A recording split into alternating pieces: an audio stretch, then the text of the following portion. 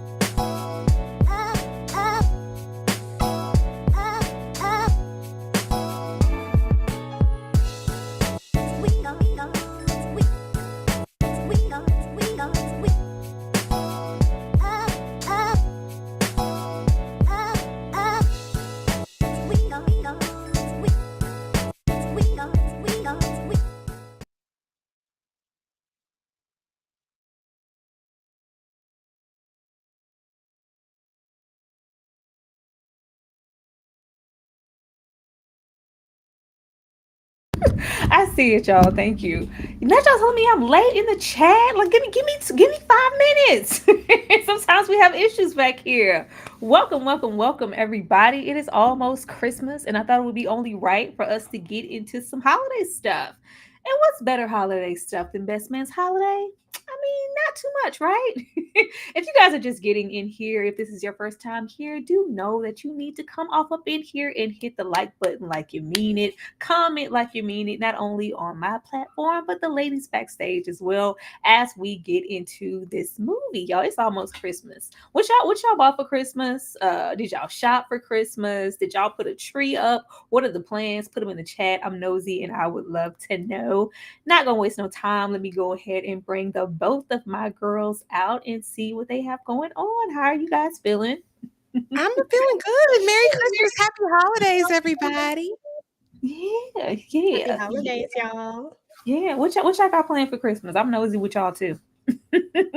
Girl, some gumbo and a crab boil. That's I mean, about you it. said it all casual. That's expensive. Some gumbo and a crab. You needed the both. Well, Gumbo. Bay needs it. You know what I mean? Sometimes it's fun just to go a little bit above and beyond. I am a Christmas Eve open presenter, you know? So, well, it's not Christmas Eve, but it's midnight that we open presents. That's like our tradition. So we'll do eggnog, watch It's a Wonderful Life. He want to watch The Wiz. And I'm gonna relent because it's Christmas, but sir, that's not a Christmas movie. But yeah, that's all I got going on. Miss One.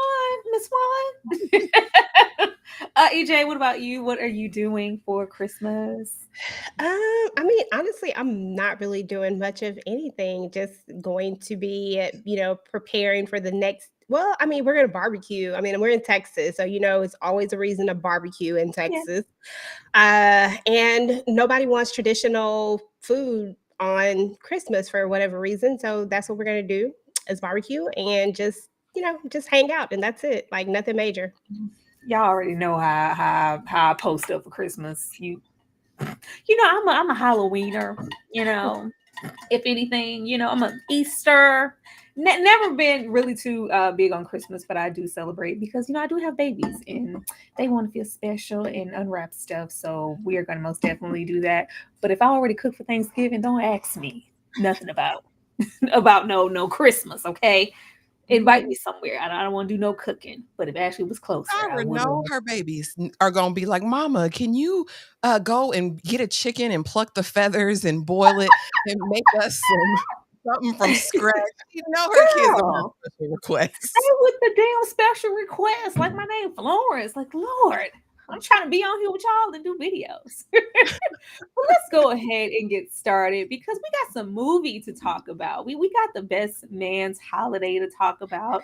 And I think for anybody who isn't like a huge fan of maybe more so the Christmas movies, this is a general one where it don't have to be all of that. You can get into this regardless of if you like Christmas movies or not.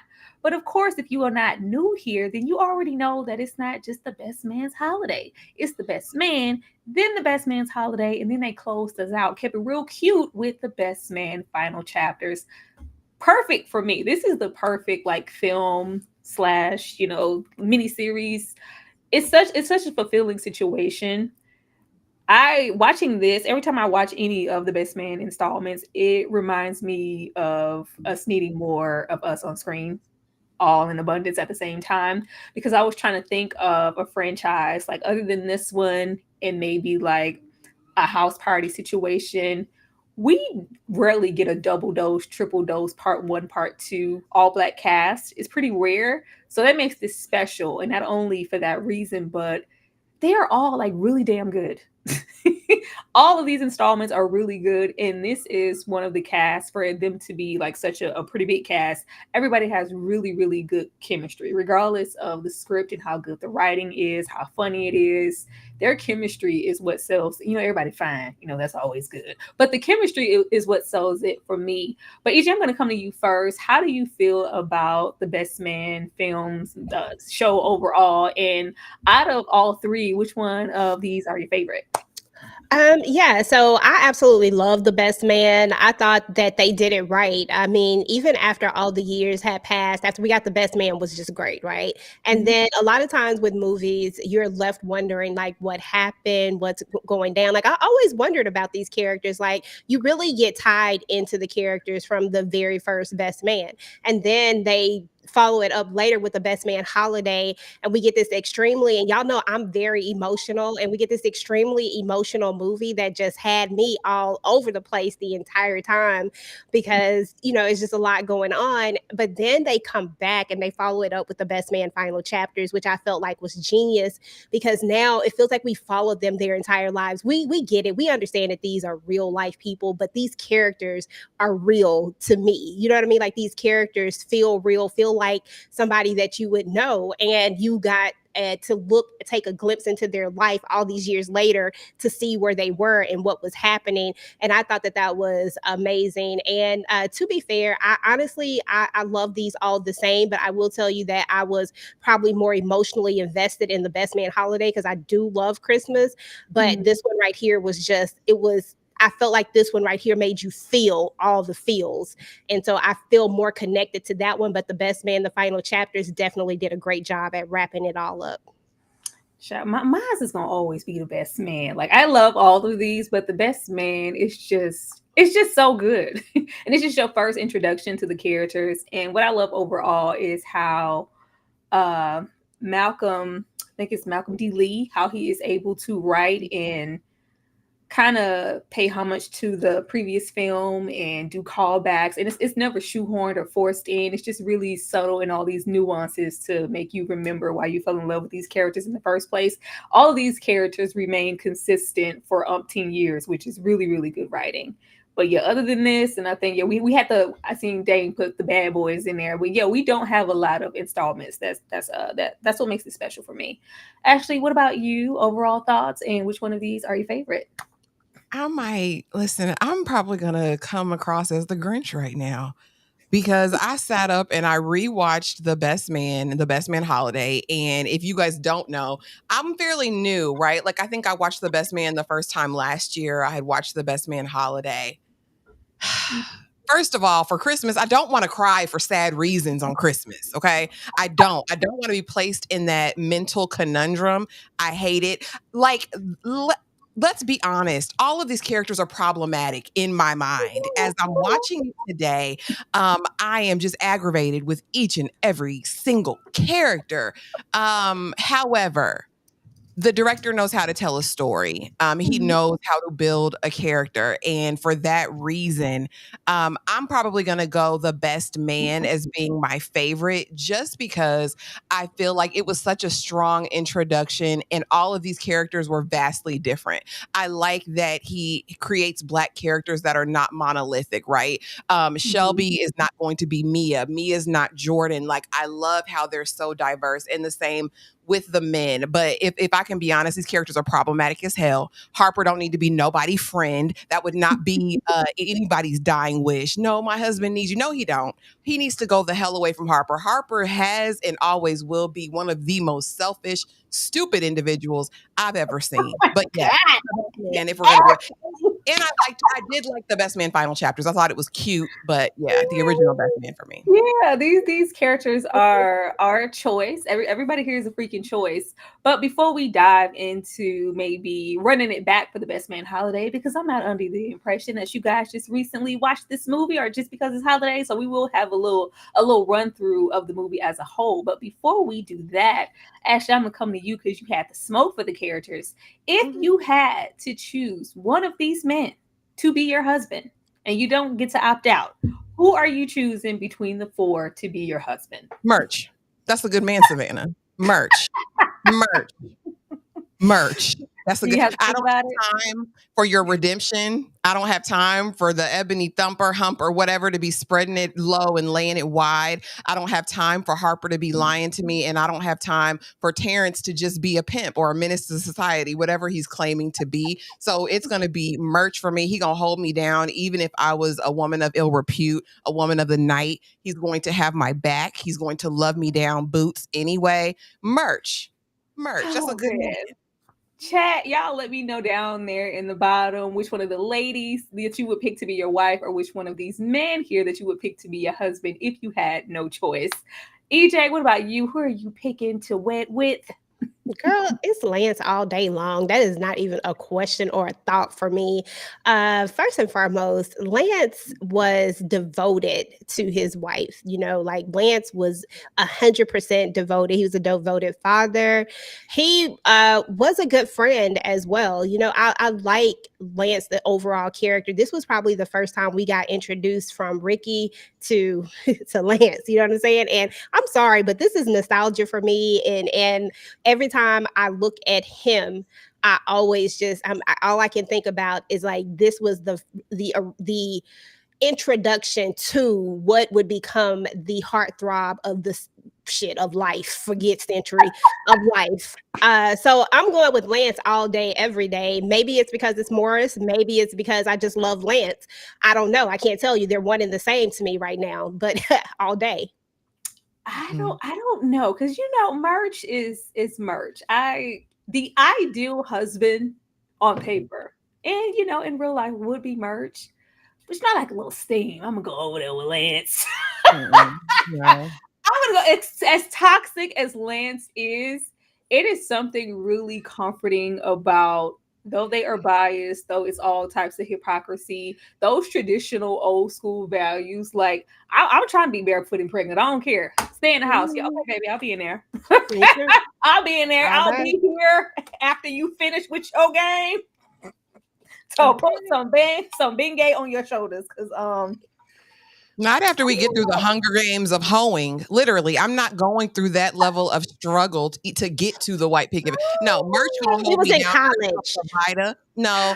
Oh no, he was laying it low the whole time. EJ college, when he went to the NFL, he was having a good time out there on Mia, and that's when she got that vengeance, because it was like, not only did you try me in college, but you've tried me throughout our whole relationship up until the point that we got married, and it was like, okay, monogamy in marriage is supposed to suppress my desire to want to sleep with other women. He had been laying it low and spreading wide, child. He was never prepared for her to do the same.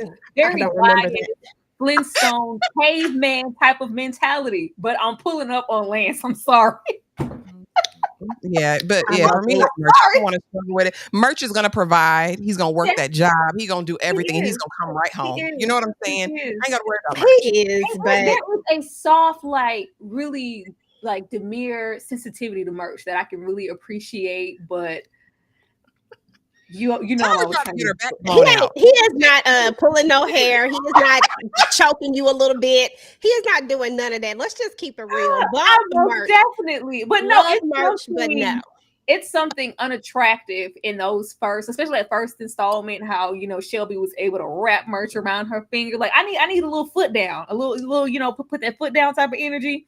And if I had to, pick the lesser of two evils, at least I'm gonna go with Lance. Harper was already diabolical, and he was afraid to commit to somebody. Like Harper was the prize. Like I ain't got time. I ain't got time for Harper. And Quinton over there was just, yeah, that's a special case. But Totally different.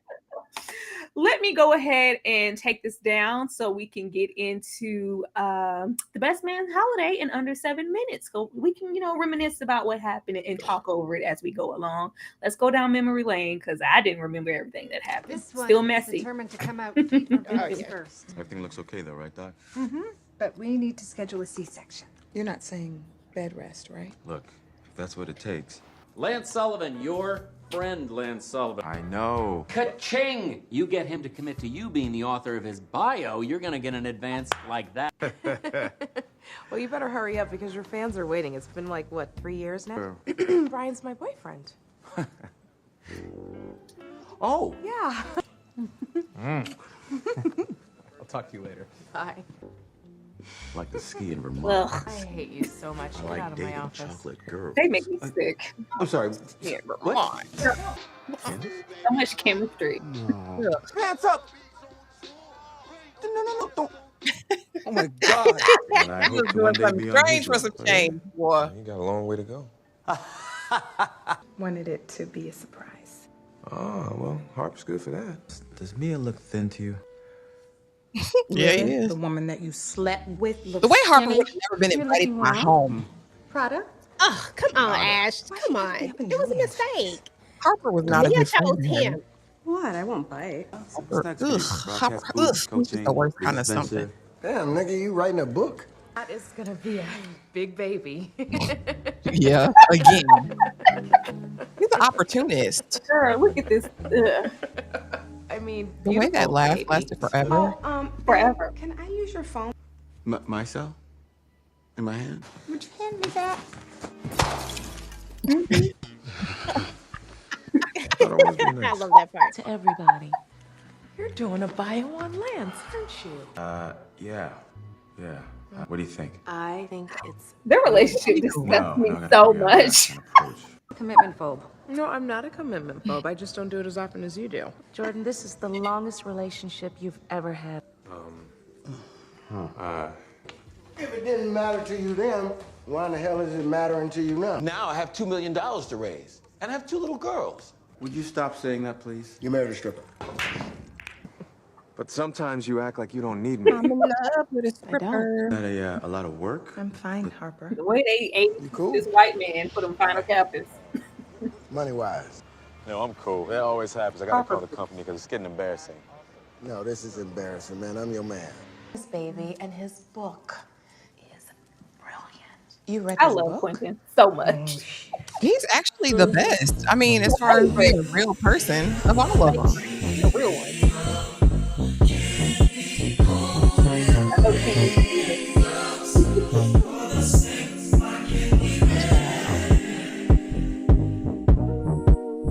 I know I love this because Morris goes on record saying that he hates dancing. This is the least favorite thing to do, but he danced for this movie. And he did a great job too. Look at Come on, get off of Harper. Come on, back over here to. Nobody come to see you, Otis. We do not Oh, want to. no candy. Jordan know about Poor your past Merch. failure.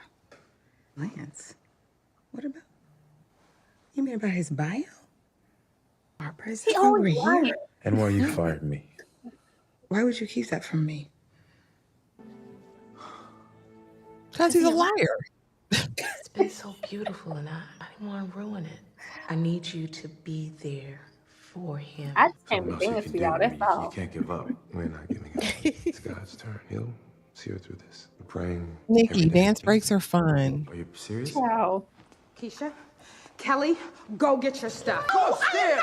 Stay here. Can somebody please tell me why he chose this $5 hole Wear over out. me? Yeah, but I didn't swallow dick for tips, you dirty skank. Lonely, miserable bitch. It's called fucking alimony.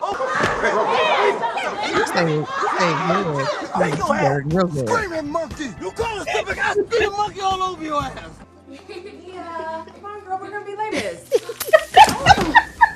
I don't care. Make an excuse. love them. No one gets to see this. Hey, it's gonna be The around for way, you the to way get they had Mia looking. Whew, Somebody. she looks so tired. Oh, Yeah. How'd you do this? Did what was really going on with your book. I wanted to inspire you. I just feel like I'm too late. And what? I bet you did. We're right on time. Oh, Jordan, go to hell. No, Harper. I like you, Jordan. Girl, Jordan makes I can't stand Jordan either. She and Harper Wait, together. wait, you get my nerves. They're the God, worst. We get This Lance isn't with what it anger looks like. problem. Come on, kids! I like Harper getting beat up. Him again. Yeah. Don't you say it, mother. He didn't even fight What back. you do now? Listen, I don't care what happened. I Sam. love you. And for the record, it was once. We have never had this discussion before, and we are not about to start right now. How angry you are at me.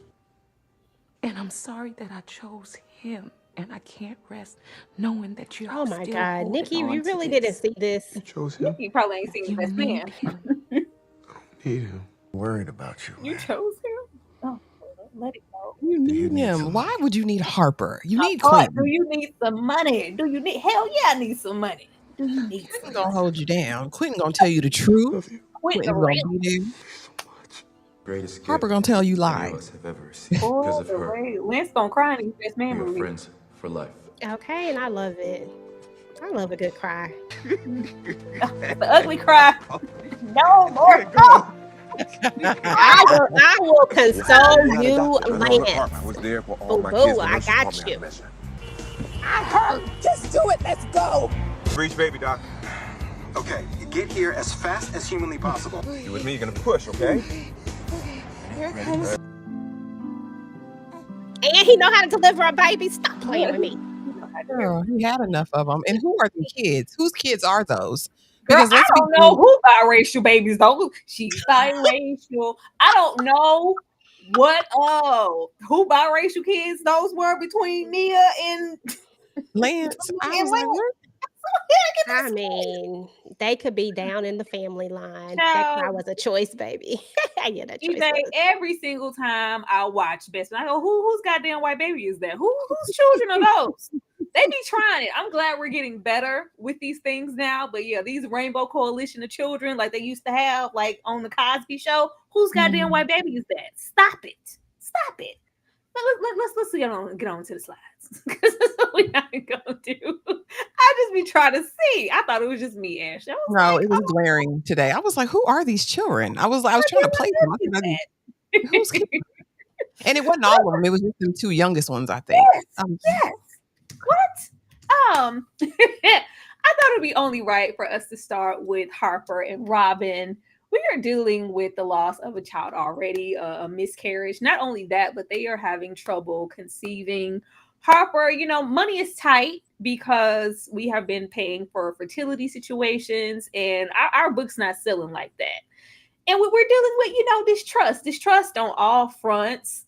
They don't trust each other. Like they should have never wound up together. Let's start there. Because the moment that raggedy ass Harper decided to get on one knee, first of all, you already damn near ruined the whole wedding. And then you're going to try to upstage our situation at the end of the best man and get on your little raggedy ass ashy knee and propose to your woman after you was this close to landing low with Jordan after the bachelor party. But all right. I would have definitely said no. Even the way that they got together and he says, will you marry me? And she says, whatever, man. It was always dry. It was always raggedy. I never liked it. They should have never been together, but here we are. But she doesn't trust him because he does not confide in her. He doesn't trust her with information, even though in this movie, he does have a valid reason. I'm not telling you certain things about our financial troubles, about me losing my job, about this Lance bio situation, because I don't want to stress you out because we've already lost a baby, vice versa. Her main thing, aside from that, you always, maybe going to have a little burning heart for the likes of Jordan. I'm always worried about that situation and worried about you. Ashley, what did you think about Harper and Robyn? Robyn pissed me off, and I never trusted her because her kitchen was dirty. And as a chef, caterer, girl, what are you doing? I would never eat any of her food. I don't know how she made it into those magazines. I was immediately disgusted, girl, because who is going to be eating this food that you're preparing? So that's how I already know that she was going to be an issue. And then when she comes there in the airport and sees him and is like, oh, what, okay, fine. Let me see the woman who's got your attention. Like, girl, what did you think this was going to be, Robyn? And then as we move into now, I also think she's foolish for ever thinking she could trust this man, because out of one mouth, he's saying, oh, I don't want to tell you this because it's going to stress you out and I'm concerned about the baby. Meanwhile, you have no care or concern about her feelings about this baby potentially being lost because you keep bringing up the dead one. Like, you keep bringing it up. And she's like, don't say that. Don't do, like, Harper is just so, oh my God, I'm trying to find the word. He is so hypocritical to me in my mind. And I think she's delayed for trusting anything he ever said. I don't know how she's still married to him after all of this time. As far as him, it's typical. He's sorry. Ain't gonna be nothing, can't be nothing. You wrote the book, you got 1 million, you ain't sold a copy since. You know what I mean? The band told him, listen, we need another one of these. And then you're going to go there to this Christmas party under the guise of family and friendship, but you're really going just to write a story. He is an opportunist and a liar in the worst of all ways. He would have been excommunicado. Okay. And I don't care, because fool, you're diabolical. You wrote a book, okay, that you didn't want anybody to read because you're literally telling on yourself and telling everybody else's story, right? You have it in your back pocket, but you say you didn't want Lance to see it. You're foolish. You're a foolish man. A fool and his money will soon part.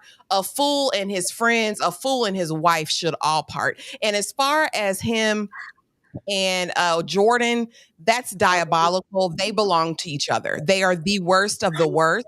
And I think they should have just made it happen. And I'm done. I'm sorry, y'all. I hate his situation. Like, regardless, I feel like his situation with Jordan is more diabolical than these secret ass books. Like, those undertones of that minor flirting, that natural chemistry they have, because Harper was never supposed to be the settling type, the father, the children, the man. No, it should have just been career first. Harper, as we see, and I think we see these things unfold naturally in the final chapters, his career was in the forefront just as much as Jordan. They were, two peas in the pod. Like, they have so much chemistry, and he confides in her first, naturally, before he even talks to his own goddamn wife. Like, it's just sickening. It's just sickening. You guys are asking about when her kitchen was dirty. If you go back to The Best Man, she is cooking in his kitchen when he gets home, and you'll notice the lampshade is off. She got stuff all over the counters. She's gross. Watch. Go back. Best Man, the first one. Watch it. I didn't feel like they belonged together, and I felt like Robyn could do better. Like, I just never got it. Always gave girlfriend, but not my forever. You should just went on over there with Jordan. Like, why are we wasting each other's time? It's been Jordan. It was always goddamn Jordan. And you getting pregnant and trying to settle down with Robyn was not going to change that. Why you would roll up umpteen years later in an uncomfortable situation and try to do a secret book scenario again? Insane. EJ? Yeah, so Harper and Robyn, man, these two have always been interesting to me. First and foremost, Harper has never been my favorite person, although I'm not gonna go all the way in on him like my girl. But Harper has always been an issue. He really has been an issue when it all comes down to it. But I actually did like him and Jordan together. I always felt like he should have chose Jordan. I have no issues with Jordan. I actually like the character Jordan. But wait, EJ, you can't say that out loud and not explain the fact that Jordan was willing to lay it low and spread it wide with a man who already had a relationship. You knew this man was in a relationship. You didn't give a damn. Oh, they are equals in the pod because they are both equally selfish in relationships. They only care about themselves and their careers. Like, even in this moment, like, I was uncomfortable with that shot down. I ain't gonna wait to the slide. She was like, I love you, Harper. He's like, I love you too. And this was supposed to be a consoling moment over Mia's situation, but there will never, ever, ever in your effing life be any gripping time where you supposed to be laying a forehead kiss on this hoe. After everything we've been through, you still laying down forehead kisses? I would have thumped Harper in his goddamn forehead. But okay, EJ, go ahead. But that wasn't Jordan though. So, like I have no problem with Jordan. I got no issues with Jordan at all. Listen, Jordan is career driven, that's who she is. And she is a little nosy, and she is the one who probably, well, that part don't matter. But she's very nosy, but I still like the character Jordan. Robyn, I've always had an issue with because I never understood why she said yes to Harper, because at the end of the day, I mean, to me, Harper was the one that was in a relationship. Harper was the one who he was the one who was supposed to say no. He was the one who wasn't supposed to let anything like this whole, let's bring it all back and let's finally do let's try it again. Like, he was the one who was supposed to say no. He was the one that was in the relationship, but he's the one that went into this willingly trying to see, and then came to the revelation later that maybe this isn't what he wanted. But I feel like he never really wanted Robyn when it was all said and done. I think he wanted the idea of Robyn, but not necessarily her. And so that was always my issue with them. As far as Robyn is concerned, I just felt like she was always kind of in the clouds with this relationship, and her always being like low-key jealous of the fact that is he not. I'm like, why? That it just should have never been a thing in the beginning. Like, you should have never been with him. Anybody can clearly see that Jordan and Harper still have a thing for each other. Like, you can see it. Like, it's their body language, everything about it says that these two should have been the couple that was together from the beginning. But it is what it is. But yeah, I do agree. Harper is not the best. Harper is not the best, but I mean, if there's no blame to be had on Jordan's part, why is there always some uncomfortable tension? That hysterical. Because Robyn is the one who has that. Robyn is the one. She's trying to make Robyn feel comfortable. It's not. Yes, she's trying to make Robyn feel comfortable. She wants that man. I don't care. She always wanted Harper. He always wanted her. But they wanted to maintain this sparse of a friendship, but you still in innocent evenings with a kiss to frontal lobes and shit. Like, get off of people's foreheads, Harper, please. Get off the damn foreheads. It pisses me off. Homewrecker. Jordan was an aspiring homewrecker. Let's call a thing a thing. Any woman aspiring. She was, because she failed. She didn't make it, right? That's why she was aspiring. She was actually a failed homewrecker because he didn't end up giving her the D. But to go into something knowing that this man is involved with someone, committed to, and you're still like, I'm gonna smash tonight. I want some of that D tonight. Like, that's a major character flaw for me, girl, because I don't care you knew him before. He's in a relationship. Respect that. Respect that. But they not married though. But they not married. And did Harper actually say, like, this is somebody I'm considering marrying, yada yada yada? You gotta put, like, we can't put all the blame on Jordan. She's not the one in the committed relationship. Harper is. But equal parts of blame. I give her a smidget. I give her maybe 20%. That's it. Because would you want to be Robyn, and some woman, who knows Harper from before is putting her moves and putting the coochie out there? I mean, she had on her whole little negligee lingerie when he came to the door. She was ready to throw it on his forehead. Like, I just need to know I don't know. It doesn't, to me, that doesn't make any difference. I think that even if you're in a committed relationship, I know I wouldn't want my man, somebody from the past, coming and putting on the full court press. And I know I wouldn't. Just as a woman, I'm not going to pursue a man who's in a relationship, even if they're not married yet. It's the subtle things here in this movie. Like, they just have natural chemistry together. So that's that. But it's the, I wanted to support you, Harper. I wanted to inspire you. And it's just always, it's the little things, okay? It's the little stuff that pisses me off with Jordan. Like, it's just that habitual line. Like, don't step over the line, bitch. Please, stay over there. Let me get the super chat. No. Thank you so much, Nikki. If I could click it, Jesus. I don't know. Is that clicking? Oh, crap. It won't go.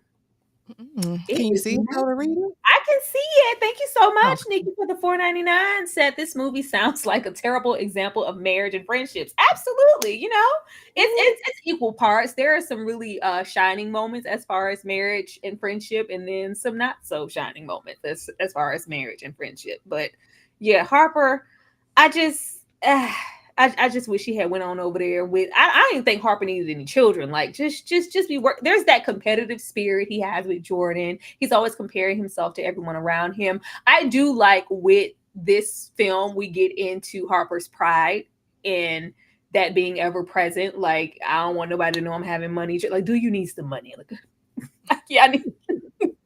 It took a lot for him to, I don't want anybody's hand-me-downs. I don't want anybody to know what we're going through.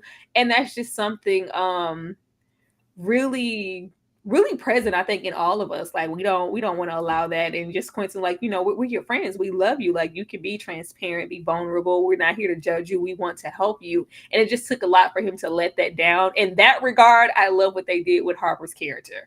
But everything else, it can go to hell. It can absolutely go to hell. Let's move on. Oh man, ciao. Yeah, I swear I'm gonna go. Lance don't even like you. How are you gonna do a bio on Lance and he's not even talking to you? He want to punch your face in. Like, have they even talked since then until he arrives? Yeah, there he goes. Now it's working. Yeah, it's that's what I like. I just don't understand, like, why keep it a secret? I never understood that. Like, all he can do is say no.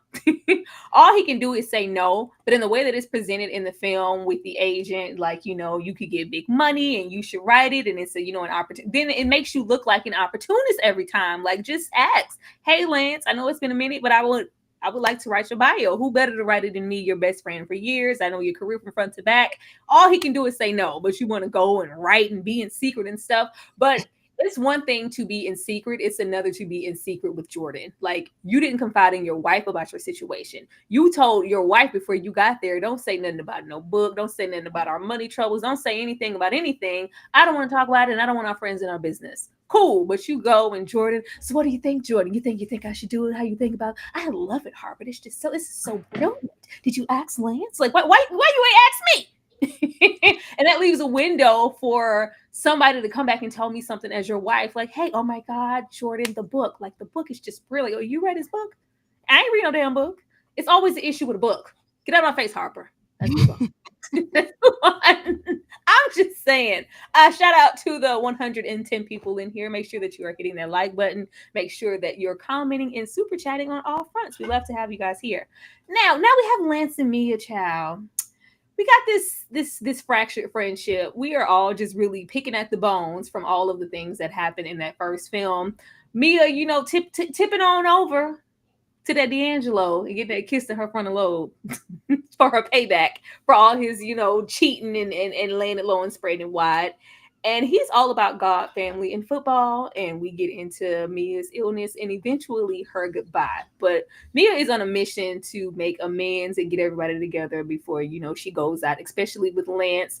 I do love what I do love about all of the films is there's always a complex of God and prayer and what it really means to him versus what it means to Harper, and that belief and that faith that why would my wife be all right? She's going to get through this. He's just really not letting it, even allowing it to sink in that she is going to die and it is looming. He's just like, she's going to be okay. I'm going to keep the faith. And Harper is, not so much. I love that. But Lance as a man, Lance is a problem. Lance is a problem. Like the fact that Lance just couldn't take it. Lance is that old school, man. It's cool when I do it, but when she went over there with one man. Granted, the man was Harper. Bestie, that's the girl, that's diabolical in itself. But we're not gonna act like I just came to dance for y'all. That's all. We're not gonna act like Mia was not diabolical for that. Because girl, you could have went to anybody. You went to the bestie. She said I'm gonna get my payback and get it 10 times over. I'm feeling really hurt you. But he just can't get past it. Even all the way these years later, he's like, you chose him. You chose him. Like you could like. He just can't get it in his mind and out of his body that she slept with one person besides him. It shook his whole world. Ashley, what do you think about these two? That's that frail ego. You know what I mean? I had a lot of back and forth in my mind about Lance as a character because I really, really hate that a lot of times where we see the faith-based character, they have major, major, major self-control issues. And so, of course, we see him slinging the dangling all across college and then down on his knees crying and praying like, Lord, just forgive me. Get the Bible. Like, I know the scripture, but I'm still going to live how I want to live. I'm just like, Lord, is that really what people think about people of faith? And so that's problematic for me in and of itself. But then you also have him kind of in this space of toxic masculinity. Like, I can smash in bed 300-400 women, but because she smashed one, it's over. I'm calling this wedding. One is determined to I'm done with it. I can't handle it. But I guess, and plus it was a friend. I mean, there are layers to it. But honestly, in that situation, I thought it was bros over hoes. So for me, Harper gets the majority of the smoke on that. They were both, culpable for it. As far as their relationship, Mia, for me, I wanted to know her more as a character. She's probably one of the least developed characters between all of the movies. And it seemed like she was in an oblivion or like in a dream world. Like, I needed something and Harper just gave it to me. I did what I needed to do, even when she's spazzing out before the wedding. They'll wait for me. They're going to wait for me. Huh? Yeah, they're going to wait for me. It's my day. They'll wait for me. Really, girl? You don't have a clue that your man is not even about to marry you. Like, how can you be that woefully unaware? Also, when we're first introduced to her character, I said, oh, she playing a game. Like, Mia was never the person that we thought she was. Mia had all the game. When she meets Lance in that editor's room, whatever, and she talks about his plays and how he gonna mess up his knee and all that, I said, oh, this heifer know the game. She knew she was about to have Lance and all that came with him. She is the example of quintessential struggle love in my mind. You endured years of tragedy and heartbreak behind this man, and you got a modicum of success in this beautiful home, but to what end? He did end up having a redemption tour, but in my mind, it was too little too late. She on her deathbed now. Like, I don't know. This is a nightmare for me. This is a nightmare for me. You hold it down through the hard years with this man, through his cheating, the scandal, probably some disease scares, all of that. And then you get cancer and you about to die talking about it's the Lord's will. No. But I guess they wanted us to believe that this was a beautiful couple and a beautiful love by the end of it. So, okay, y'all, like, y'all can have it. It never was. Shout out to Nikki for the super chat. Nikki said, pursue married men. Nikki, please. Nikki, it is the holidays, Nikki. No, it was Mia was just supposed to be just a shell, just to represent perfection. She was supposed to be clean, untouched, just kept. The fact that she was a virgin, like the fact that was the main thing that even attracted to him to her. It wasn't just like, oh, she's, I just love all these qualities about her. It was like, no, she's a virgin. Oh, I gotta have that. I gotta have that. Just something to put on the shelf to say that I'm the first, the last, and the only.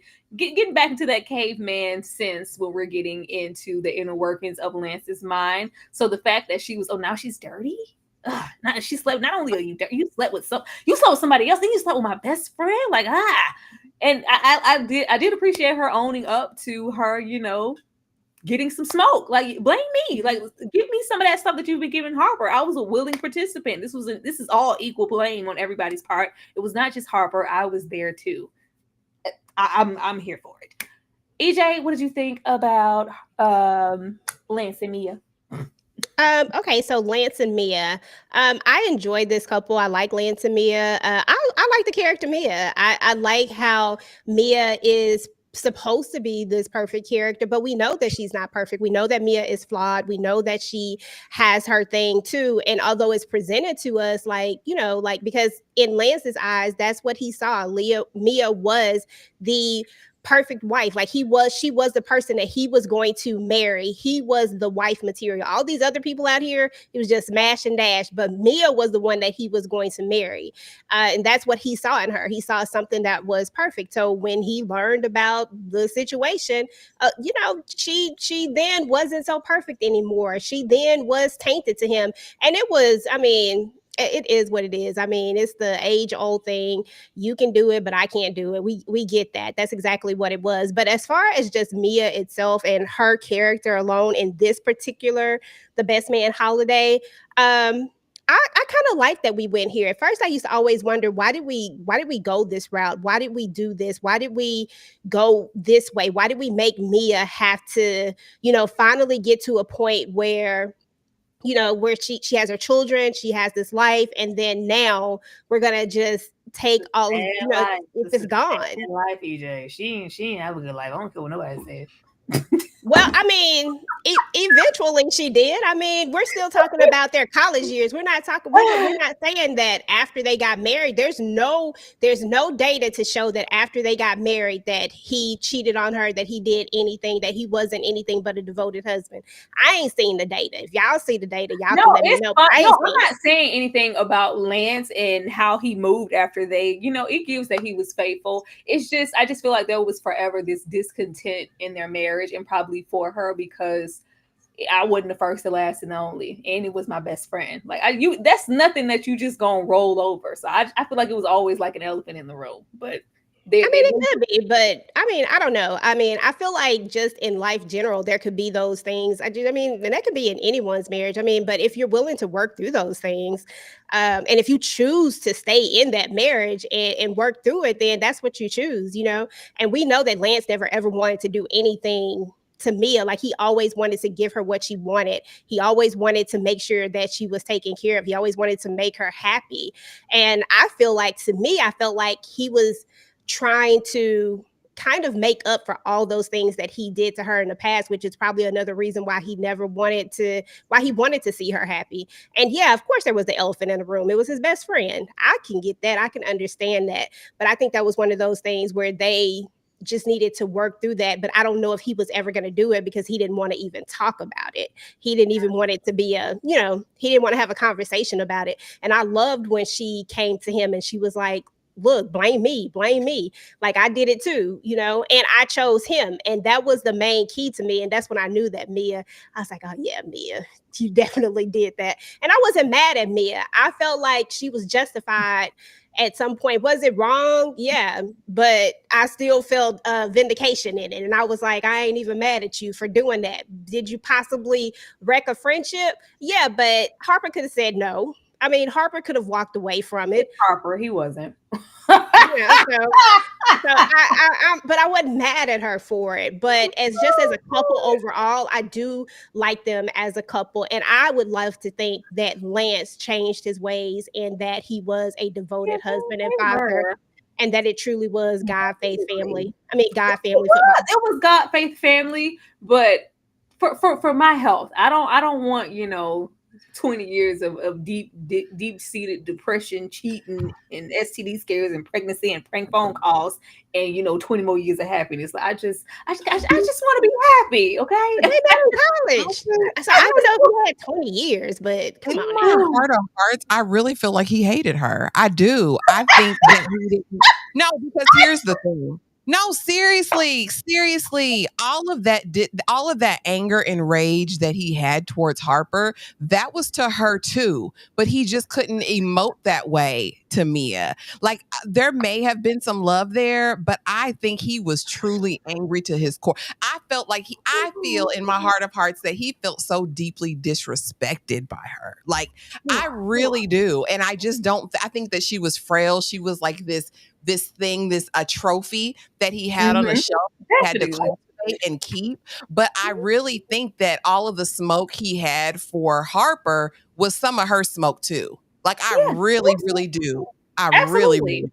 He couldn't put it on her. He couldn't. Like, as the man that he presents himself as, he wasn't gonna give her any of that smoke. It was always, but yeah, hate is a strong word, actually. Very strong word. It's a strong word. Let me get to these super chats over here. But he didn't have to be with her like after the fact. Like, he literally could have just moved on, but he didn't. I think it's that ego. My heart, my love, you're crying at that way. If you had to go through all of that just to marry this woman, none of these people are supposed to be married. Thank you so much. Dane C said 1 best friend equals 500. Lord. Dang, that is not the same. That is absolutely not the same. But thank you so much for the $2. Let's see what we have here. I need to know where Robyn's friends are. Darfelina said, "Well, where your people stay? Where do your people stay? Where are your friends? Because we need to know." Like, yeah, Robyn is, just thrust into this situation, and child, she's just there. The way I would not want to be there. We need answers, and we never got any of those to know where her friends are or any of that. But what I will say is we're gonna take a little break and a little pause for the cause, because we have 150 people in the house, and I would like for all 150 of you guys to please hit that like button and show us some love. We're gonna take a little break, and we're gonna come right back, run these 7 minutes back, and get into our next couple. We definitely appreciate you guys for being here. Ashley, don't be bad. Don't act shocked. Sleigh bells ring. Welcome, Are though. you listening? In the lane, snow is glistening. Beautiful sight, we're happy tonight. Walking in open to wonderland. Merry little Christmas.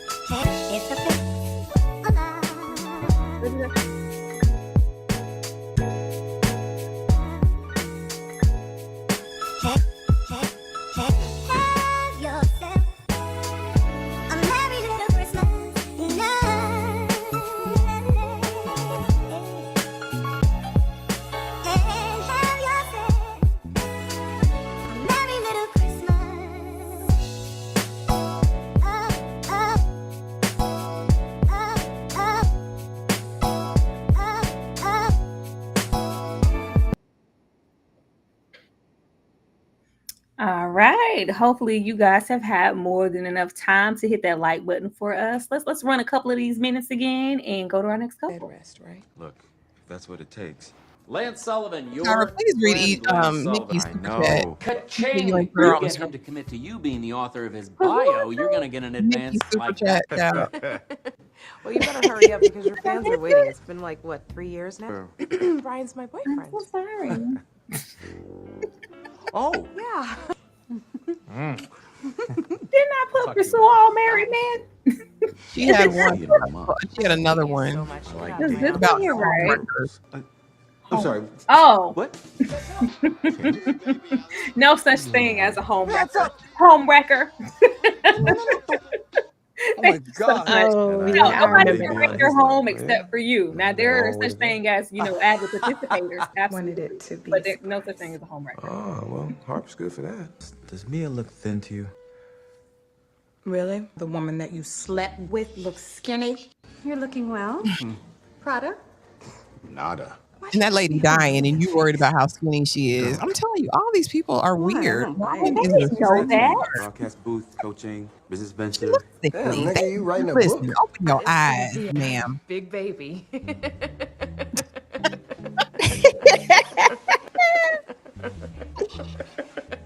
I mean, beautiful baby. Oh, babe, can I use your phone? My cell? In my hand? Nikki's so great. Quinton has always Thought been I my was being favorite nice. character. To everybody. Quinton is fun. Doing a bio on Lance, aren't you? Yeah. Yeah. What do you think? I think it's brilliant. No, I gotta figure out an approach. Commitment phobe. No, I'm not a commitment phobe. I just don't do it as often as you do. Jordan, this is the longest relationship you've ever had. If it didn't matter to you then, why in the hell is it mattering to you now? Now I have $2 million to raise, and I have 2 little girls. Would you stop saying that, please? You married a stripper. I'm in love But with a sometimes you stripper. act like you don't need me. Fine, and she fine. Is that a Don't you lot tell of that work? mean she don't fine, need him? What's Harper. wrong with her? You cool? Special. Yeah. Money-wise. No, I'm cool. It always happens. I gotta call the company because it's getting embarrassing. She probably didn't think about it until after the fact. This baby and Yeah, his half book. of it, DJ. She mean. You read his book? Well, she's not mean. She just has that same, Harper mentality. There's just this air of Some people are just independent and they don't get it. inconsiderate in a relationship. Jordan the friend, Jordan the godmama, probably cool. Jordan the woman.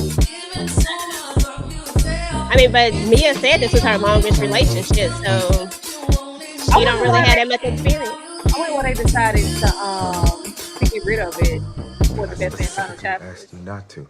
Let Jordan know about your epic failure. Lance, what about? You mean about his bio? Harper, is that why we're here? And why you fired me? Why would you keep that from me? Because he be lying. It's been so beautiful, and I didn't want to ruin it. Robyn been with this man all these years and don't know he's a liar. For him. Something else you can do. I mean, you can't give up. We're not giving up. It's God's turn. He'll see her through this. We're praying every day. Are you serious? Keisha, Kelly, go get your stuff. Go upstairs. Stay here. Can somebody please tell me why he chose this $5 hoe over me? Yeah, but I didn't swallow. I love Shelby too. You dirty skank. Lonely, miserable bitch. It's called fucking alimony. You deserve it. Go ahead. Screaming monkey. That is my story. Screaming monkey all over your ass. Come on, girl, we're gonna be late. I don't care. Make an excuse. No one gets to see this. Hey, That's a nice tub. who's gonna be around for you, Q? Somebody. You like it? Yeah. How'd you do this? This is what was really going on with your book. I wanted to inspire you. I just feel like I'm too late. And what? Damn, pregnant 48 kisses. Get your lips. It pisses me off every time. Like, get your lips off of people's forehead, Harper. What the hell is this? God, Lance, this isn't what it looks like. Damn out, kids! Oh, Lance! Come on, that bullshit, man. He's masculine. Don't you say a motherfucking thing now. What'd you do now? What he don't do, Quinton, is the question. I don't care what happened. Because I love you. See? For the record, was someone No, I don't want, no. We have never had this discussion before, and we are not about to start right now. How He angry love her. you How and are all. He with said, me. come on, bring it in. And I'm Absolutely sorry not. that I chose him, and I can't rest knowing that you're still. Yeah, we gonna leave that where it's at and gone back to our couples, because what we not gonna do is act like Murch is innocent. We not gonna act like Murch is innocent, Ashley. You want somebody to be your husband that's gonna go tell everybody but the wife that you saw this video. All right. He's just trying to get wise counsel. Ain't nothing wrong with that. He's trying to get wise counsel. No. You talk to me first. Absolutely. I don't know. Before we get into that, Ashley, eggnog or hot chocolate? Oh, this is so hard, Tyra. But I love eggnog. I love eggnog down bad. I love both, but eggnog by a slight win. Eggnog for me with nutmeg and whipped cream on top. Yes. EJ, Delicious. eggnog or hot chocolate? I've never had eggnog before. What? Hot chocolate. Okay, I feel like it's gonna definitely be hot chocolate by default if you never had it. I've had eggnog. I'm gonna go with hot chocolate though, because I'm a chocolate person. I like all things chocolate. I'm gonna go with it. And we was brought up to think that eggnog was for the Caucasians for some reason. But I've had some. I've definitely had some. Hot chocolate just hits different. Like, I don't know. Eggnog is, I don't know. There's eggnog is cold. It's a different type of treat, Yeah, it's like it is. What does it taste like? I just was wondering. I was trying to get y'all. Y'all let me know down there in the chat if y'all pouring up a good glass of just hot chocolate, or if you over there with you some eggnog. I was just curious. creamy, sweet, dairy. It's delicious to me. Go get you some. Go get you a little carton. Go get you some. Okay. We're gonna get us some of this merch. Get us some of this merch and old Candace. We're trying to fundraise, of course, because Murch got his whole ambitions of opening their school. They're in business together. But Candy's video is throwing everything into a disarray because she's caught red-handed giving some head for some cash. Okay. We have this back and forth, of course, with Shelby because Shelby is making it her mission to go back and claim her man. Like, girl, you don't care about Murch, Shelby. And we have him, just confiding in every single person, showing that video to every single person except for Candace. And then you leave it to where everybody in the house knows something about your wife that she doesn't. I don't like that. Absolutely not. And I don't know if I like the way that, not even with this one, but I think on into the final chapters, even though they did eventually give her some growth beyond that. How long are we gonna throw in this woman's face that she's a stripper? That she was a stripper, that she married a stripper, like you married it, like, yeah, but she's she's so much more than that. But it just always kind of felt like a dig at Murch, like, well, you married that stripper. You chose that. Like, what we're not gonna do is put her in a box just because she used to be a stripper. EJ, how did you feel about Murch and Candace? Let's see, Murch and Candace. Well, Murch is like, I like Murch. I mean, he aight or whatever. But just to expand on that, on the fact that Quinton always brings up the stripper thing and Shelby always brings up the stripper thing. I do think that she has a past, right? And although she is not defined by her past, and that shouldn't be her definition, I do think at the same time she has a past, and that we knew at some point it might come back into play, in some moment. And I think this is that past coming back at an inopportune time, right? At the time when he's trying to get this $2 million donation. And he should have went to his wife first. He should have talked to his wife about it and just got the explanation that he needed. Instead, he was going around, as Ashley say, getting counsel from everyone except for her, just to get the full story, because we don't even know if she did it, that's why I was like, because I think Lance was the one who said it, like, y'all don't even know, we can't even see what happened. So in order to just clear your mind and to clear, because we saw what happened. Shelby gets into the wrong hands, and then boom, here we go. Shelby and Murch shouldn't have never been together, period. Like, it was never supposed to be. It was an interesting couple in the beginning. I just never saw these two together. But when it was all said and done, I do like the dynamics of Murch and Candace. I like that it just feels like they worked. Like, I feel like I like the couple as a couple, but I do think that we cannot overlook the fact that her past could have come back to haunt her. And we just should have been prepared for this and just had conversations about what could have happened in my past. I'm not saying you got to tell everybody something about your past, but if there's a major thing that could possibly pop back up, you might want to put it out there. Maybe. Yeah. I just thought it was a choice for them to put that in the script at all. I remember watching this for the first time that she was going to rectify it. And could you please sit down, Baney? She was going to be all in the video, all on the record. Move. I thought it was gonna be like, well, yeah, the video cuts there. I didn't actually follow through with it. Like, why did we have to put that stain on her like that? Did we need that? Did we need that pass? It was already, well, you got a stripper. She's a stripper. Now she's a stripper that was doing sexual favors. We getting over there to the prostitute work. We didn't need to go over there, did we? And then it's like, it was just one time, and I was stupid, and I needed the money. Like, we didn't have to go over there with Candy. Ashley. I mean, it was what it was, right? It was on Entertainment Tonight, right? It was on the cell phone. The white man brought it to his attention, and like, this your wife? Is this your man? Is this your woman? And I think because we knew that it wasn't going to change his love for her or make him want to divorce her, any of those things. I think he was really just trying to figure out, how do I approach this one in a delicate way without hurting her feelings, but still maintain my reputation at the university for whatever he was trying to do. I didn't really fault him too much. Should he have gone to his wife as his first resort?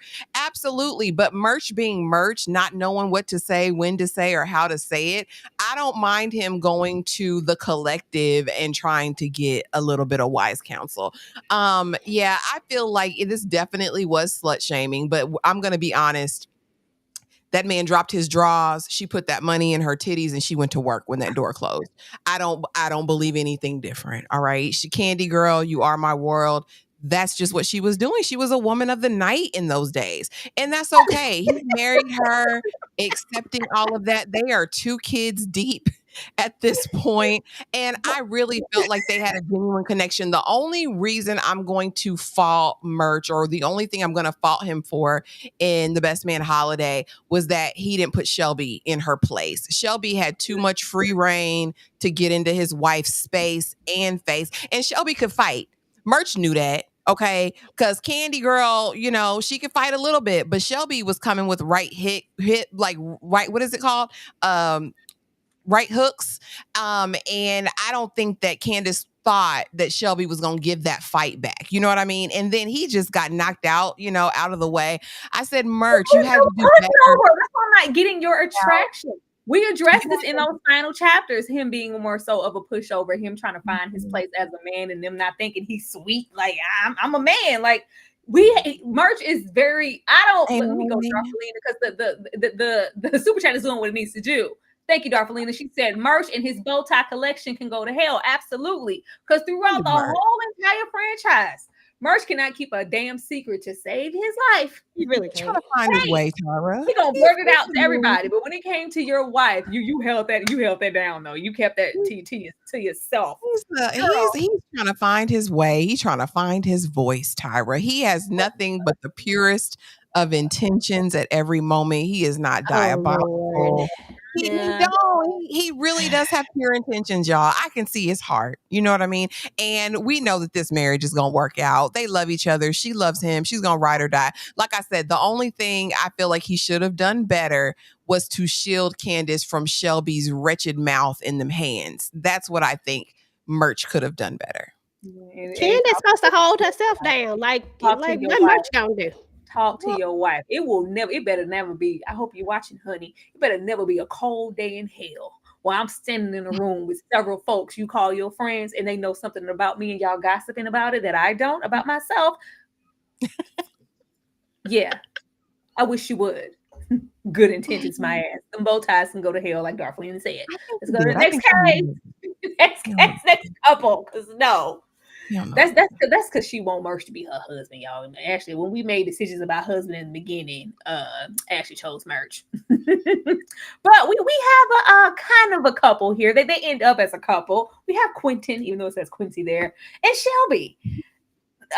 We really turned it up with Quinton's character. He is still, the great wise man of the group, the realest one of the group, the rock of the group. He gonna check it and call a spade every time, and I love him for it. But we edged it up more with more so the weed and the comedy and him taking the pictures and the comical aspect of Quinton. That was multiplied times 10 here. Shelby is here to be absolutely diabolical. Shelby is here to be diabolical. Well, we have Quinton giving a Quinton knows best type of energy and this love-hate relationship that he has with Shelby. I actually love that they ended up together, even though it should be problematic and we know that there's no bro code, no nothing within this group, because this was very much so like this wasn't Murch's like random girlfriend or whatever. She had been with Murch since college. They had been together for years, and we just kind of end up over there with Quinton, and there's this chemistry by default, and it's just kind of okay. That should have never happened. That should have never happened. Like college all the way up to your adult age relationship, all the way up to us, mid, late 30s, and us about to get married, and you end up with someone I was with for that long period of time, and I'm with Candace. I don't like the way that look, but do you need some money? Hell yeah. Hell yeah. I love, first of all, Quinton gonna stay on Harper's head top every single time, and he knows everything, but I just love how he is able to kind of maneuver in their friends group and just be exactly who he is, and just he's just a good time. Shelby and her housewife energy. Okay, ma'am. Ashley, what did you think about these folks? These two characters are probably Two of my favorite, I think, in these movies. And I think it's because they are really the people that are most authentically themselves in and out of season, in and out of every single movie. They're going to show up as themselves. Whoever don't like it, be damned. At the end of the day, Quinton is a truth teller and he told the truth. Like he watched, he observed. He said, I'm going to sprinkle this here, but I'm not going to let it go too far. I'm not going to let Lance dangle you off the balcony like Bird of the Midnight Falcons, okay? I'm not going to let him big red you out here. And then as far as Shelby, she's terrible, but all she needed, I think she couldn't be with a weak man. She's going to run over anybody who's not going to challenge her. And so I actually think that they are a fitting pair for the people that they are. I feel like kind of Shelby kind of gets a bad rap, right? I think that she was, I don't know. I feel like Murch in the first movie definitely enabled this behavior. And I feel like everyone that she chose to be in a relationship, as we can see, she's married 100 times. I think they further perpetuated that. Like, I think when we see her get with Quinton and even in the series, you kind of start to see her move around a little bit. Even when we're seeing her interact with her daughter, I was like, oh, there's a different side to Shelby. I wish we would have gotten the layers of her, because I think that all of that like bravado was just kind of like a surfacey thing, like a protective thing. But no, I really enjoyed them together. It reminded me of Kyle and Max from Living Single. That's the energy that it gave. And I'm always here for like those couples who seemingly hate each other, but really esteem heat. So you're here for Shelby lying for years and not telling Quinton that the little girl was actually. This is the best man holiday, Tyra. The baby's still there. The baby's still there. I didn't remember that happened. But we don't even know. Well, they kind of present it here because you do have them having this Kendrick bond with the baby girl, and he's calling her out. You're being, less of a mother and more of a housewife. You need to be more present. Don't say this to the baby. You need to do like he's still there, and it's like, and she goes, "You're not her father. Don't worry about how I'm doing." Yeah. Like that was lost on me, girl. I didn't know nothing about that. Why you laughing? That little baby Kennedy, this was actually his kid the whole time. Why you laugh for? Girl, don't ask we don't know that in the best man holiday, though. That's my thing. She knew how she knew. Did she not know? She might have known, but we don't know that to judge her for it. Her in the movie, girl. You can't hold me accountable for her sins in the series.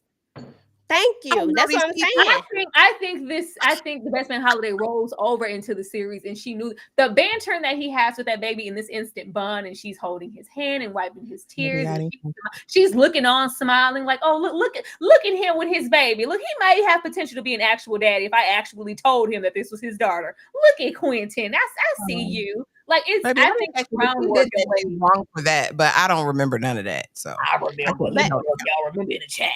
I'm not saying that it's not a memorable thing. What I'm saying is that we don't really I think that's the beauty of the Best Man series, is that it makes you go back and rethink about the things that you saw. When we saw that the series, that's when I went back and looked and I was like, oh shit, I didn't really think about it that deep as this was his child, because they didn't necessarily present it. They just made a lingering thing, and you could have made that assumption maybe, but you would have just laughed it off because you're just like, but then when you get to the series, it's like, okay, then they present it, you go back and look at it, you're like, oh shit, look how it just comes together. And I think he did that on purpose. And I thought it was genius. But speaking from the Best Man Holiday only, I can't say that we can make that assumption in this one yet.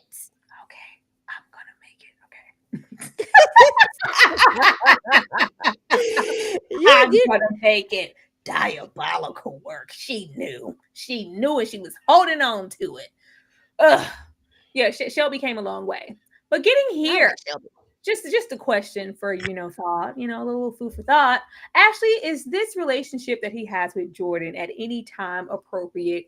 And with Jordan being, a close-knit friend, was there a way for Harper to maneuver in this space that would have been respectful of both he and his relationship, marriage to Robyn, and still maintain friendship? Because they never gave friendship. They always gave me freak.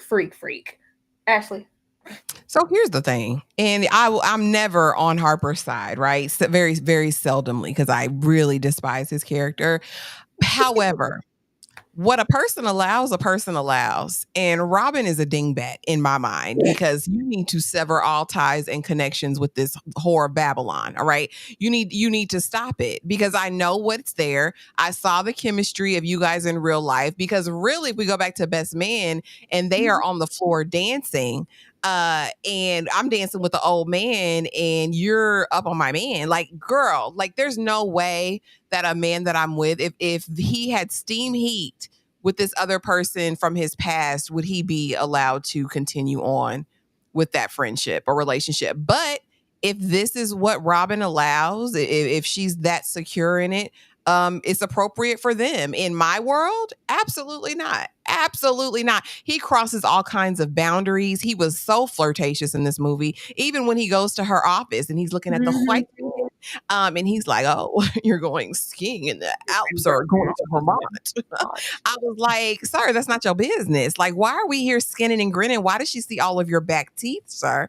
Harper, close your mouth, okay? Close your legs, keep the dingling locked up. It's supposed to be for your pregnant wife. I think it's so inappropriate. I think it pushes all boundaries. I think Harper is used to being desired and wanted. And I don't know why in this friend group he's that guy, because it doesn't give to me. Like, he does not give that to me, in my opinion. This would rock for me. We wouldn't. What friend? What nothing? Like, you would never be able to kiss this heifer on her forehead again if I had anything to do with it. No. And I just don't like the gaslighting of Robin. Like, it's not what it looks like. Like, Robin, relax. I was just consoling her with it. It's not just you consoling her in this moment. It's everything. It's every single solitary moment that you guys have alone, and there's these smiles and glances and admiration and praise and all this gazing and yeah. There's friendship, and then there's just off the charts chemistry that they just can't control. Yeah, stay away from this happen. If I catch you, you caught. EJ, is this appropriate or no? Well, that's a oh God, that question for me is okay. So let me break it down like this. So the friendship between Harper and Jordan, we know that it was supposed to be more than what it was. Like, we get that, but they have been friends far longer than he's been with Robin. I can't necessarily say that. And if we're just talking about the forehead kiss in general, we know what Harper's forehead kisses are. So that part, no. But if we're just talking about their friendship in general, and even I don't even think Robin can even say that you can't be friends with her at this point.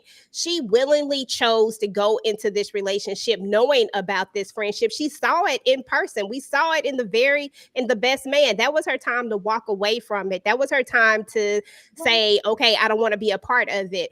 But to be able to say, no, you can't be friends with this person because I see all this chemistry between. No, like, you don't get that option anymore. You should have just walked away from it. A blind man could see it. Just walk away, period. But the forehead kiss, no, just because we know what it meant from the book, even though they didn't actually.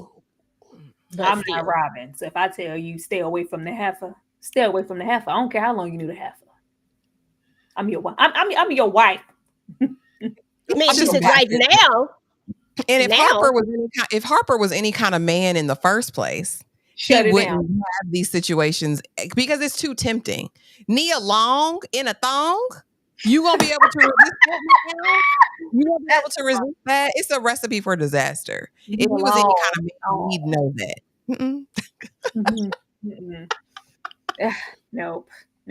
All that confiding. It's the confiding in her and not your wife. Like, what is that? And then it's not what it looks like. Speaking of her, let's get into Jordan. She's here by herself for a reason. I'm not even finna throw this white man up there because that white man didn't roll over in the franchise. I ain't even finna put him here. I'm not even finna put him here. But it's career over everything. We dating in the snow. The relationship she has with Harper, and we get, of course, into her losing Nia and just preparing to be a godmother and, gearing up for the loss. But I don't know. I love Jordan's character to a fault. I didn't know how to feel about know what? No, I do, because Jordan is very much a character and a product of her time. Of if you are career driven and you're motivated in that way, like you can't have it all. You can't be a successful Black career driven mogul type of woman and also have a man, a family, or other ambition. So you end up being, the spinster of the group, and you're just so reluctant and you're closed off, and I don't need a man, and those stereotypical things. But in the midst of that, she always had time for Harper. She always has time for Harper. She always has time for Harper. She always has a different energy for Harper than she maybe has for her partner. She goes the extra mile for Harper to consider him, consider what she feels like. What does Harper need right now? What does he need to hear? And they have, that really deep bonded relationship. Jordan, the businesswoman, Jordan, the best friend, those sides of Jordan, cool. Jordan and her correlation to Harper, as far as Robyn is concerned, trash as hell.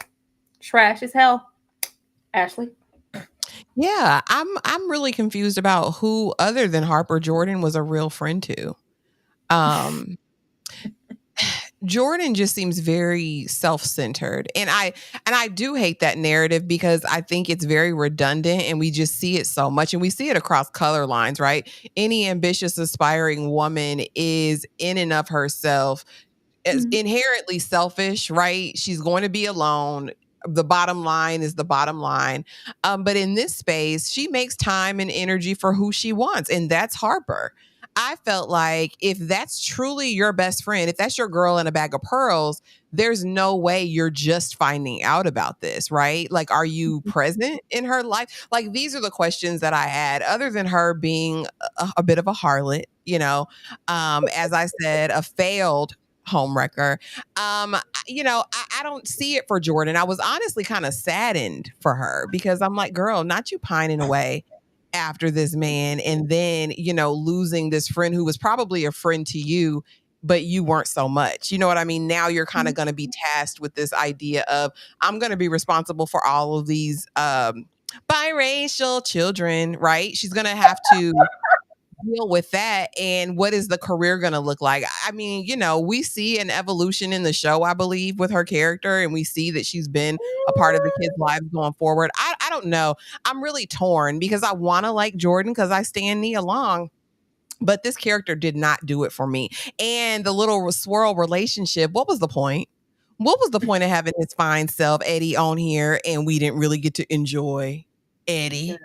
Like, and I get it was a Christmas special. They wasn't trying to bring steam heat, but I wanted to see something like, you know what I mean? If we're gonna go bunny hopping in the snow, I need to see what that snow like. I need to see what that snow hitting on. But yeah, I don't know. I felt like to this day, if Harper had said, Jordan, I made a mistake, you that one, she wouldn't give a damn. She would risk life, limb, whatever to be with that man. And that's what bothers me about Jordan. Girl, he didn't have to say that. If he would have pulled Jordan to your local broom closet, she would have been acting like Kerry Washington on Scandal. It wasn't too much. It wasn't too much for it to go down. There was no honor in this type of situation with her. EJ, Jordan. I mean, I've always thought that Jordan and Harper should be together, so I would have been here for it. But Jordan, I love Jordan. I like Jordan a lot. She's one of my favorite characters. I like how career driven she is. I hate that she gets a bad rep all the time because of that whole Harper and her situation, just because they had a lot of chemistry, but just for whatever reason couldn't make it work. And they didn't seize the opportunity. I always thought they should actually be together, but I think that she was I think that she was the friend that she could be. I mean, Nia and her are way too different. The friend that she could be, EJ. Yeah, because I'm going to explain. I'm going to explain. I feel like she, like we talked about, she's career driven. So where Mia is at home and, has the children and has a lot of time, Mia is a kept woman. Let's just keep it real. Mia don't got to do nothing. All right. So she has a little more time to write letters and do all these different things and plan these elaborate things. Jordan is a career driven woman who is really, really focused on her career. It is what it is. So maybe she could have been like maybe she could have kept in touch more. Maybe she could have called more. Maybe she could have done all those things more. That is very true. But I still that doesn't take away from the fact that she still loved her friend and cared for her friend. She just didn't talk to her friend as much. I have friends that I haven't talked to in months, but I still love them. You know what I'm saying? It doesn't take away the love that I have for them. It's your just best that friend, EJ, your best friend too. Yeah, my closest friend. I probably haven't talked to them in a while. Like I just, I might, send them a text message, things like that. But I don't necessarily, I'm that friend that don't have to talk to you every single day. Like I don't have to have a conversation with you every single day. I don't have to do all of that. Our friendship is solidified in the fact you know that I love you, you know that I care about you. I'm gonna be there for you, when I need to be there for you, but you might not hear from me all the time. Like I'm that person. And I feel like there are just certain people like that. So that's why I guess maybe I can connect with Jordan on that level of as far as the friendship portion of it is concerned. And I'm always gonna hype her and Harper up all the time. I don't like Harper, but I just like the idea of them together. I feel like Harper would have been a much better person if he had been with Jordan. I feel like we would see him in a different light. He's too busy. He was an insecure man. He's too busy trying to compete with Jordan and try to be with her in the first place. That it would have been a tumultuous situation. Harper needed to just be with Harper, honestly.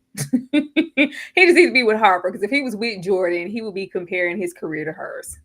It was never going to be a satisfactory moment. I just wish they had when just when they got their little rocks off in a broom closet. Let's just get this over with. Just do that. I feel like they would have pushed each other. I felt like he would have pushed her and she would have pushed him. I felt like they would have pushed each other to hit their goals. Yeah, okay. Ashley, when it comes to Christmas and gifts and whatnot, do you prefer a real, actual factual present? Somebody put some thought into it and said, hey, Ashley, I saw this and thought of you.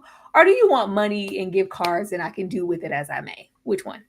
Baby, I'm a coin queen. Like I like the cash. However, there is nothing like a thoughtful, well-considered gift that someone was mindful of you and paid attention to you, and presented you with something that, you wanted, but maybe didn't vocalize. I'm a romantic at heart. I'm going to lead to like an amazing gift that is thoughtful and somebody really paid attention. But I like the coins too, that. But yeah, I'm going to say a thoughtful gift would win by a slight margin. EJ, what about you? Which one? Honestly, it depends on who it came from. If it is from my husband, then I am gonna go with a thoughtful gift. I think I would enjoy that more. If it's from anybody else, shout out to all the people who want to give me gifts this year.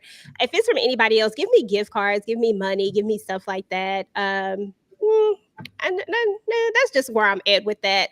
I don't necessarily know how many people I talk to enough that might be able to give me something thoughtful enough for me to be like, damn it, wish they had gave me the money. You know what I'm saying? Like, besides my husband. So I know he is going to be on point. I am a sentimental person. Don't give me no gift card. I don't want that. I don't want that. And if you try to give me a gift card or some cash or something, it better be a nice card with a nice. You better write me a 4-page letter like Aaliyah up in there. I want thoughts and stuff in there. I am a gift person. I want a gift. I want, I saw this and thought of you. This had Tyra all over it. I want a gift. Gifts, donations. Dr. Umar, I want a gift. Okay? That shocks me about you, Tyra. That is nice. That is so good to know. Why does it shock you, EJ? I don't know. It just shocks me. No, in every other sense, I like a good person. Okay? I like a good coin. When it comes to actual gifts, I am more on the sentimental side, and I would prefer an actual present versus like this is just so random. You can get this and give this to anybody. It's just not a lot of thought behind it. The thought of like, oh, you gave me this could have been a $25 gift card. Is this a $150 gift card? Okay, there's that, but I prefer the sentimental option. Actually, nice. I'm just saying. TP, that fruitcake. Fruitcake. TP's coming in getting a fruitcake. Have y'all ever had one? I've never had a fruitcake. I've had fruitcake. It's not anything. Anybody? I tried it at the same time I tried some eggnog, child. But we get here. She can't go hard. Also like an office party type situation. Mm-hmm. She can't go, Harper. She can't go. She can't go. The ugliest cry put on And still fine. Oh God. Child, they go make him cry in these movies. Every single quarter of a Best Man film. That's one of the check boxes, one of the hallmarks of a Best Man franchise. Lance gotta cry. Okay, he gotta shed some tears. Baby, she went down. Mia, got everything into working order. What I did appreciate about her situation was that everybody kind of said goodbye to her in their own way, and she closed as many chapters and filled them in the only way that she could. Even in the end, still trying to make sure that Lance, most of all, was okay. You need him. I don't need him. You need to. I need to go my own way, knowing that you're okay. You're not harboring any resentment, not just for me, but for Harper, because at the end of the day, you do need him as your friend. And I really do like the conversation that she had with Quinton. They were smoking their weed, and we found out his mother had cancer. Whole full circle type of situation. EJ, she can't go, Harper. She can't leave. She can't go. Man, when I tell you that I had the ugliest cry, like no matter how many times I watch this, I always have the same feelings and emotions. And I think that's like the best part about this entire especially about the Best Man holiday in specific, but the franchise in general. But I always have those same feelings. I could watch this probably in an hour and still feel the same thing and still cry just as much as I cried 2 hours ago when I watched this. I don't know why, but it's just I always feel it. I always feel like it's real. I love his ugly cry. I love the fact that Mia, like, she got everything in order. I love that for her. I love that we got this closing out of Mia, even though we didn't learn a whole ton about Mia, because Mia's character always kind of surrounded around Lance's character. But we never really got a lot about her. I still felt a connection with this character, and it was what it was when it was all said and done. I ugly cried. I ugly cried with him, and he's still fine, ugly cry or not. He's still fine. I will rub his head. I will give him a hug. I will rub him in the back and say, woo, woo, woo, whatever needs to be done. I will do what he needs to do. Listen, what if he needs something to make me feel good? I give him some head or whatever you need, baby. You gotta try to keep it PG, okay? You know what I'm saying? If he needs something to make him feel good, I'll make him feel good. Like whatever you need, Lance, I got you, boo boo. I'm sorry. Let you say something else. It's okay. It's okay because it was there. Whatever he needs. How did you feel about just us losing Mia, the way they went about it in the film and how it was executed? Even the funeral. I love the funeral and the callback before Harper gives the eulogy and they're singing I think it's Stevie Wonder's Always. It's the song from the previous Best Man film. We have Anthony Hamilton there and Marsha. It was a beautiful full circle moment. I like how they went out. Did you shed thug tears, Ashley? Because you're a crier too. I didn't cry today when I watched this. That's sad, Ashley. She's a martyr. She was self-sacrificing. She lived her life to please others. It wasn't a life well lived for me, and that is tragic. It just I don't know. I was like, okay, like it was sad, but I mean, even in this, it couldn't even be about her. I really kind of got pissed. I was really pissed that they were doing all of this bickering around this woman that's dying. Like, you trying to fight, you trying to cuss, you fussing, you doing all this stuff. I'm like, can't her death even be about her? Everything, her life, like EJ was saying, was so centered around Lance and the relationship with Lance that did she even get to live? And then she had all the gaggle of children. So it's not like she even got to devote that, but her life again. It reminded me of Miss Millie and damn Gone with the Wind. Like, you on your deathbed and you worried about how everybody's gonna get along. Oh, don't hate Scarlett. You know what I mean? It was a cautionary tale to me. It was a cautionary tale. I didn't say none of that. No, it was and she was giving Annie an invitation to life. She was. She was. You can't leave me, Annie. No, you can't. I won't let you. You can't. You can't. Like, yeah, it was Mama, I did love you. It is giving Annie an invitation to life. She lived all her life to serve with a smile. I just think she was a devoted wife, y'all. Why I gotta be like that? Some people want to be devoted wives and mothers, and they're not necessarily. No, there's nothing wrong at all with being a wife. It's just the way that she was written. The girl who I would love to be a kept woman. Okay, I'm not the Jordan of the world. I'm trying to aspire to get more like Mia every day. But it's the other aspects of Mia and how her life kind of unfolded to where it did kind of feel like, in college, of course, there was some ambition. She comes in, she's a good girl. She comes to work on time. She does a good job. I ain't hooking you up with that virginal good girl. And then it's just kind of like her whole life just surrounding him. It would have been nice, especially with her kind of going out here, that we did, flesh her out more and we did know more about her beyond her being Lance's wife and her sleeping with the best friend. We don't know anything about her.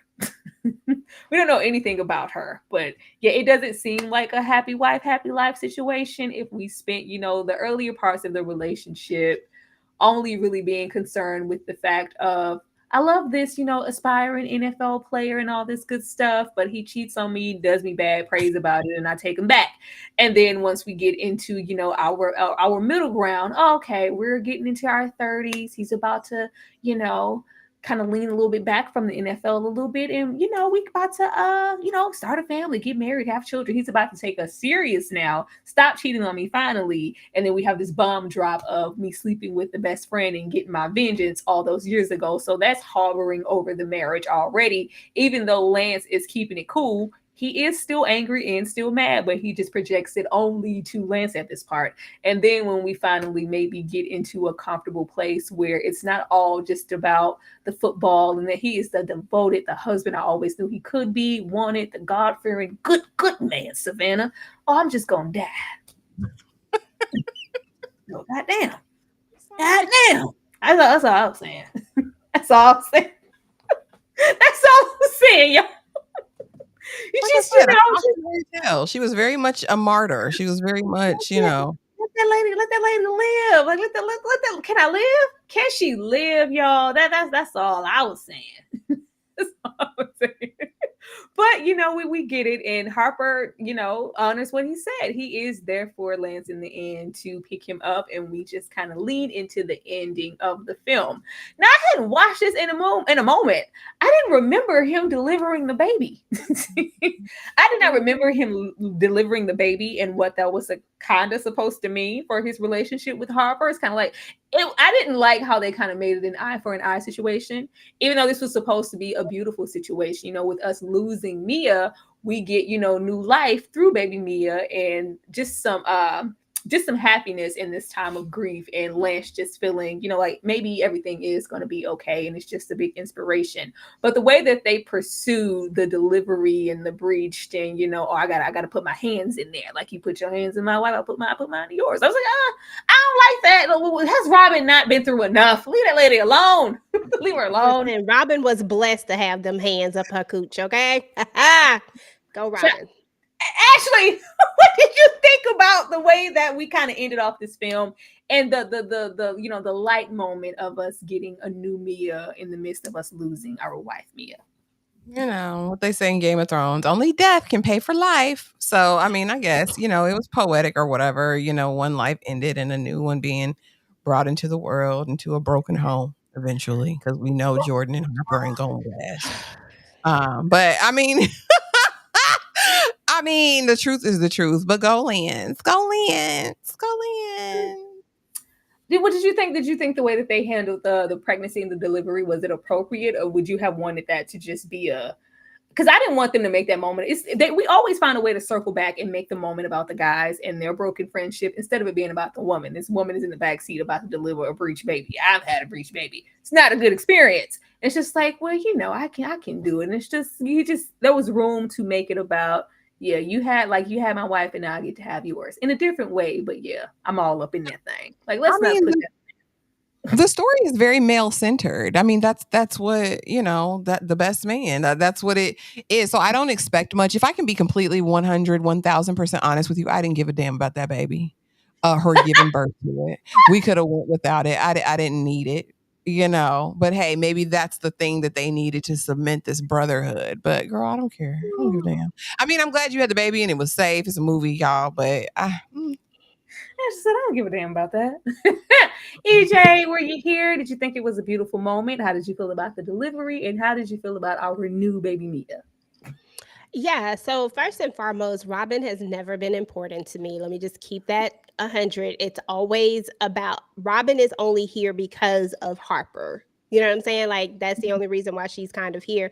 So I always expect stuff to surround Harper and Lance's friendship. Everything has always been about Harper and Lance's friendship. So I didn't have no problems with that. And I knew that we were going to do this because of the moment that we had when he talks about how Faith was a breech baby. That was the only reason for them spinning the block on that. So I knew that was eventually going to be the thing, right? So I didn't really have a big issue with it. I thought it was, I knew they were going to name the baby Mia. I was like, okay, they better name this baby Mia because if we don't, then what? And so I love the fact that they named the baby Mia. I love that Lance and Harper are able to, get back to where they were. You know what I'm saying? Like they're able to mend this friendship, and it was through life, and he was able to, like they were able to have this full circle moment. But as far as just Robin and this baby, and I'm kind of like Ashley. It wasn't that big of a deal. Boy, y'all some cold.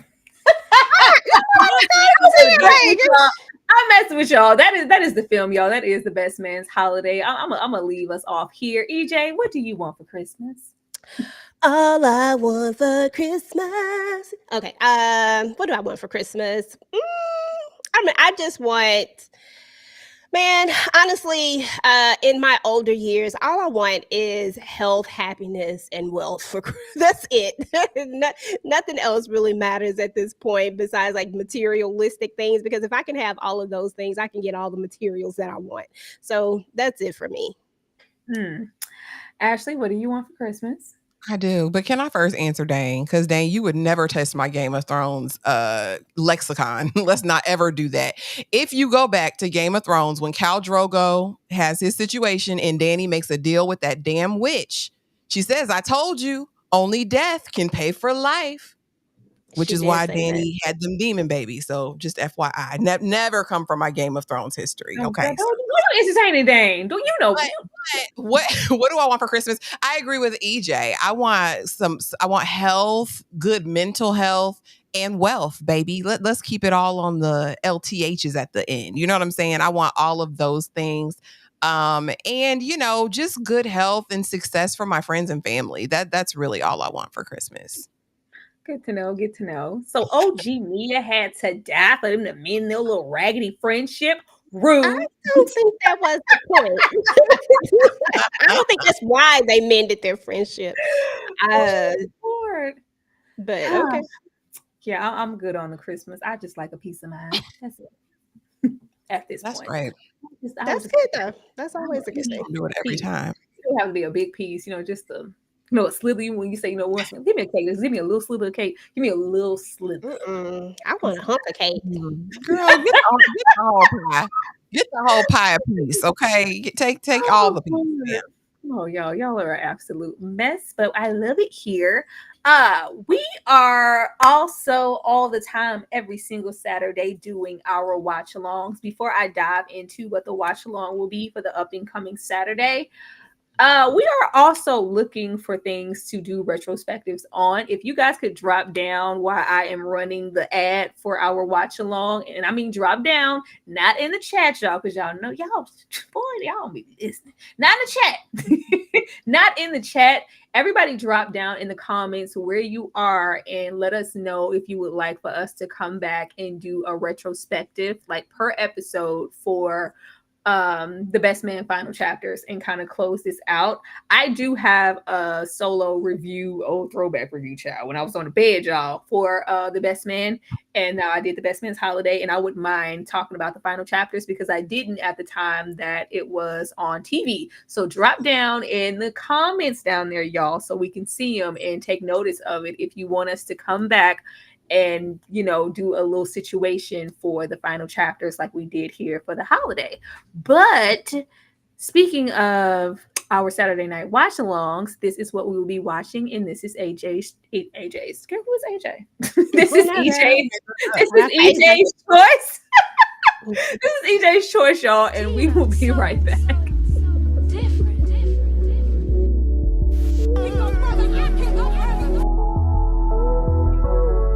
You're a liar, Curtis. You sleeping with her and everyone knows. Your voice alone is too special. The dreams can cross over. Dina's beautiful and she's always been beautiful. But I've got the voice, Curtis. I've got the voice. When you're famous, I write great things for you. Curtis says it's the best thing for you. Effie, do it for me. I'm very happy all of our family is here tonight. You know, there really aren't 3 dreams. There are 4, and we're all here to sing that song for you. Effie.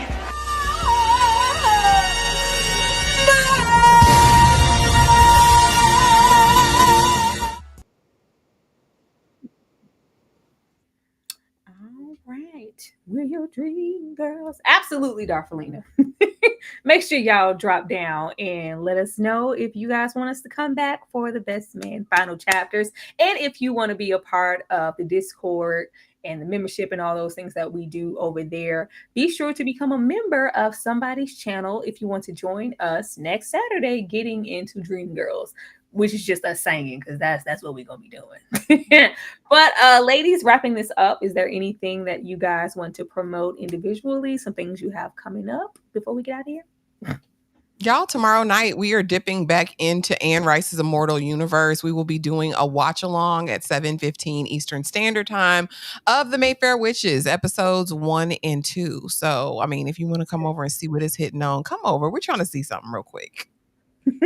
Always trying to see something real quick every single time. EJ, what about you? I don't really have anything right now. I am going to be working on some uploads here shortly. So at this moment, I don't have anything. So just keep your notifications turned on and I'll be uploading some things. And yeah, this was great, guys. This was fun. Oh, I forgot all about that, girl.